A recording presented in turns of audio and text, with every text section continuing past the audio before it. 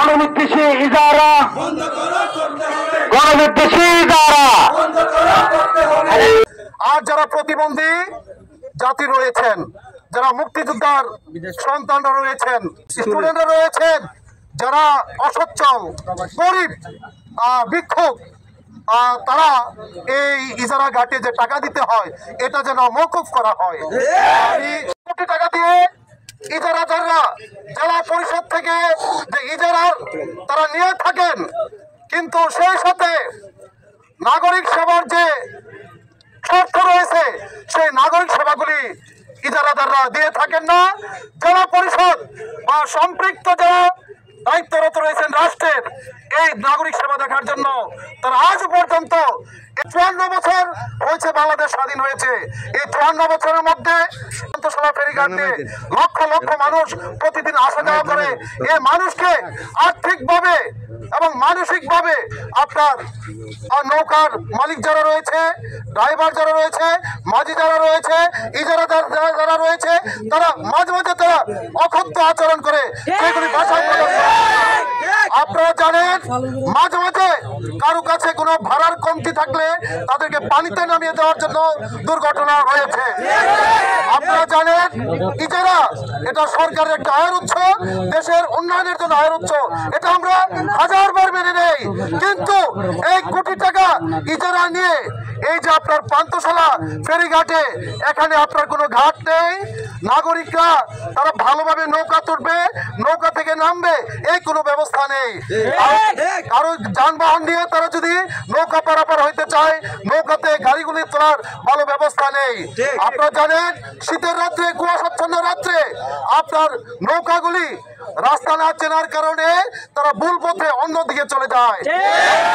এখানে আপনার লাইটের ব্যবস্থার দরকার ছিল। এখানে কচুরিপানার কারণে আপনার নৌকার মাঝিরা এই ঘাটে নৌকা বিরাইতে পারে নাই, তারা বহু দূরে নিয়ে গেছে। এর বিনিময়ে তারা জনগণের কাছ থেকে প্রায় 100 ভাগ বেশি ভাড়া আদায় করেছে। আমরা জানি এই ইজারা লক্ষ কোটি টাকা দিয়ে নেওয়া হয়, জেলা পরিষদ দিয়ে থাকেন। জেলা পরিষদের কর্তা ব্যক্তিদেরকে বলবো, আপনারা স্বচক্ষে সশরীরে এখানে আসুন, রায়পুরা পান্থশালা ফেরিঘাটের অবকাঠামোগত উন্নয়ন করুন, নাগরিক সেবার কথা চিন্তা করুন এবং সিটিজেন চার্টার নামের যে তালিকা রয়েছে এই হায়দ্রাবাদ ঘাটে এবং পান্থশালা ঘাটে একাধিক আপনার নাগরিক সিটিজেন সেবার যে চার্ট রয়েছে চার্ট টানিয়ে দিতে হবে এবং অনলাইনে এটা দিয়ে দিতে হবে। আমি চরাঞ্চলের ভাই বোনদেরকে বলবো, আপনারা আল্লাহর রাস্তে ঘুমিয়ে থাকবেন না। আপনারাই বেশি থেকে বেশি নির্যাতিত হচ্ছেন। আপনারা হয়তো আপনারা জানেন যারা ইজারা নিবে, এই ইজারাদাররা সরকারিভাবে কমপক্ষে এবার উপরে 10টির মতো সরকারি নৌকা রাখবে, যে নৌকা দিয়ে আপনার টাকা ছাড়া পারাপার হবেন। আজ পর্যন্ত ইজারাদারদের পক্ষ থেকে আপনার কোনো সরকারি নৌকা এপার ওপার দেওয়া নাই।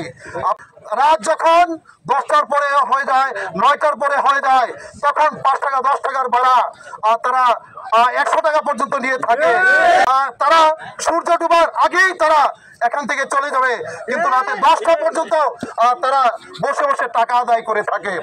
আমি ইজারাদারদের বিরুদ্ধে কথা বলবো না, যারা টাকা তোলেন তাদের বিরুদ্ধে কথা বলবো না, নৌকার মাঝি যাদের বিরুদ্ধে তাদের বিরুদ্ধে আমি কথা বলবো না।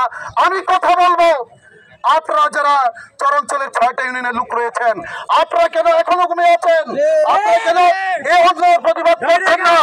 আমি জেলা পরিষদের কাছে আজকে বৈষম্যবিরোধী ছাত্র আন্দোলনের কেন্দ্রীয় লিডার এবং সকল ছাত্র ভাইদের পক্ষ থেকে আমি জেলা পরিষদকে আলটিমেটাম দিতে চাই, আপনারা দ্রুত এই পান্থশালা ফেরিঘাট পরিদর্শন করুন এবং দ্রুত নাগরিক সেবা বাড়ান, অন্যথায় আর দ্বিতীয়বার ইজারা যাবে না, যাবে না, যাবে না।